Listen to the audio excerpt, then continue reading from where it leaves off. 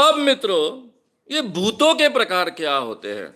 अभी पहली आत्मा की तो जिसको जीवात्मा कहते हैं उसके बारे में तो बात करूंगा ही मैं, लेकिन पहले प्रेतात्मा से हम शुरुआत करते हैं। जो पुरुष भूत होते हैं उनके अलग अलग नाम हैं। एक तो जनरल नाम है जिसको हम भूत कहते हैं, घोस्ट कहते हैं इंग्लिश में। उसको प्रेत भी कहा जाता है। अब उसको प्रेत भी कहा जाता है। अब प्रेत का मतलब मरा हुआ इंसान भी हो सकता है, लेकिन जब भूत प्रेत ऐसे शब्द उपयोग में आते हैं तो प्रेत का मतलब होता है कि मरे हुए इंसान का जो भी आत्मा है वो।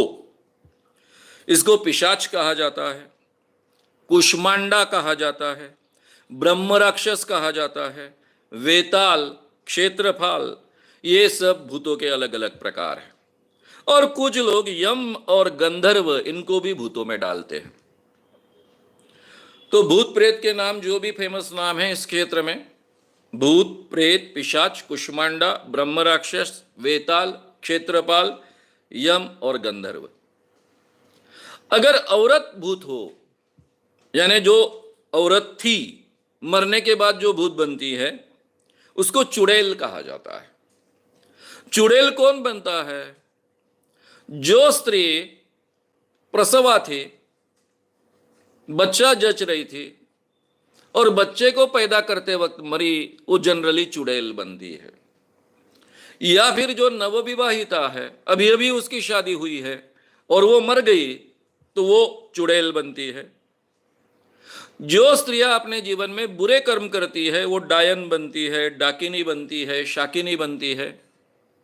और जो स्त्रियां अच्छे कर्म करती है जब वो भूत बनती है तो उसको देवी भी कहा जाता है, देवी भी कहा जाता है। यानी ये स्त्री भूतों के प्रकार हो गए। प्रेत योनि जो है वो अदृश्य होती है और बलवान होती है।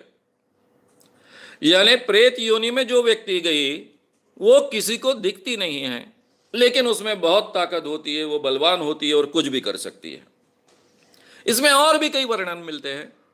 जैसे किसी में अगर किसी चीज को स्पर्श करने की क्षमता है किसी भूत में, हर भूत में नहीं होती है, लेकिन किसी भूत में अगर स्पर्श करने की क्षमता है तो वो धक्का मारकर बड़ी सी बड़ी चीज को उड़ा देगा।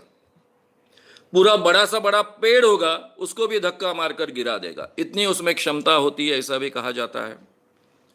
अब ये भूत क्यों बनते हैं, इसके पीछे का कारण क्या है? सबसे पहले आप समझ लीजिए, जो व्यक्ति भूखा है, प्यासा है, ऐसी अवस्था में मर गया, वो भी भूत बनता है। जिस व्यक्ति की वासना अधूरी रह गई, इच्छा अधूरी रह गई, शारीरिक सेक्स की इच्छा अधूरी रह गई, वो भी भूत बनता है। अगर कोई व्यक्ति दुर्घटना में मारा जाता है, एक्सीडेंट में मारा जाता है, सुसाइड करता है, आत्महत्या करता है, या फिर उसका मर्डर होता है, उसकी हत्या होती है, ऐसे सिचुएशन में जो लोग मरते हैं वो भी भूत बनते हैं, ऐसा माना जाता है। अब ये भूत कहां कहां रहते हैं? अब ये तो उस क्षेत्र में क्या मान्यता है उस पर डिपेंड होता है। जैसा महाराष्ट्र में माना जाता है कि भूत ज्यादातर शमशान भूमि में होते हैं, कब्रगाह में होते हैं। इतना ही नहीं तो जहां बहुत पुराने कुएं हैं जिनका अभी उपयोग नहीं किया जाता है, ऐसे कुओं में होते हैं, पेड़ों पर होते हैं। जैसे महाराष्ट्र का कोकण एरिया है, वहां बरगद पर होते हैं, पीपल पर होते हैं। और बरगद पर और पीपल पर तो होते ही हैं और बहुत पैमाने पे होते हैं। वही मराठवाड़ा में और विदर्भ में कोई भी पेड़ पर हो सकते हैं, नीम के भी पेड़ पर हो सकते हैं, इमली के पेड़ पर भी हो सकते हैं। उसके लिए कोई उनको बरगद का पेड़ चाहिए या पीपल का पेड़ चाहिए, ऐसी कोई मान्यता नहीं है। जो घर कई सालों से उपयोग में नहीं आ रहा है, ऐसे घरों में होते हैं। अलग अलग मान्यताएं।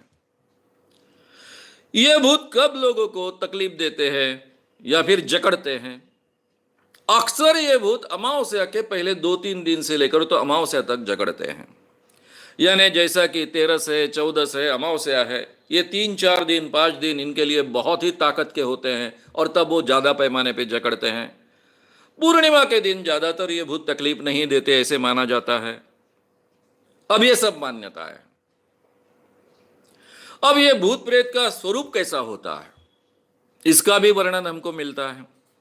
ये जो भूत होते हैं, प्रेत होते हैं, धुंधल के वायु के बने हुए होते हैं, यानी ऐसा अस्पष्ट अस्पष्ट जो वायु का एक धुंधल का होगा उस ढंग के होते हैं।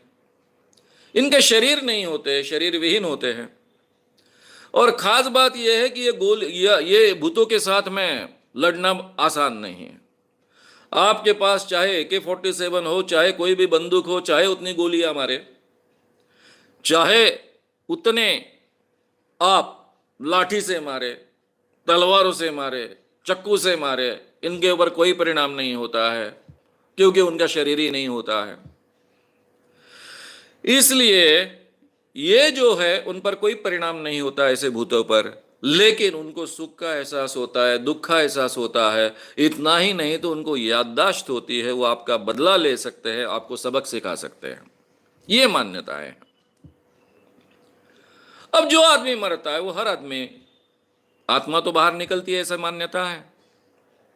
तो जो अच्छी आत्माएं होती है वो पितृलोक में जाती है, और जो बुरी आत्माएं होती है वो प्रेत लोक में जाती है। ये भी एक कहानी हमारे भारतीय समाज में, परंपरा में है।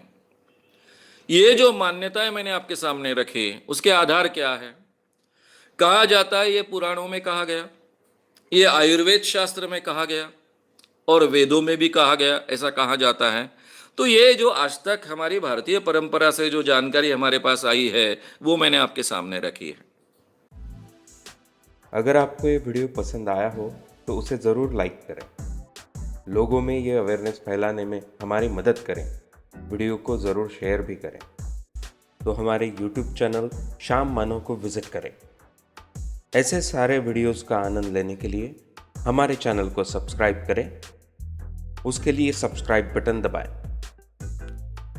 नए वीडियोस का नोटिफिकेशन पाने के लिए बेल आइकन दबाएं।